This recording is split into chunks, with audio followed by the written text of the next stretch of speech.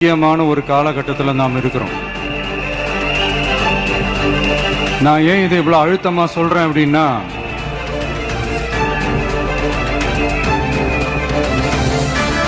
ஏதோ அழுத்தம் இருக்குமோன்னு நினைக்கிறீங்களோ? அழுத்தமா? நமக்கா?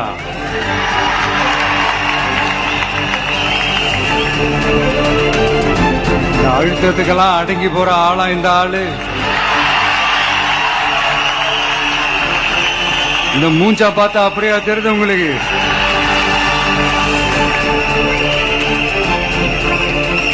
அதனால அப்படியெல்லாம் நடக்காது.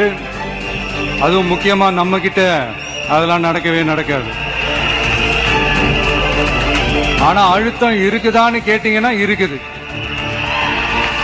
அது நான் இல்லைன்னு சொல்ல வரல. நமக்கு இல்ல, மக்களுக்கு.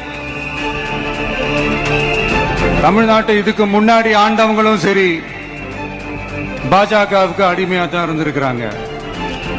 சோ அவங்கள நம்பியும் ஒரு பிரயோஜனமும் இல்ல.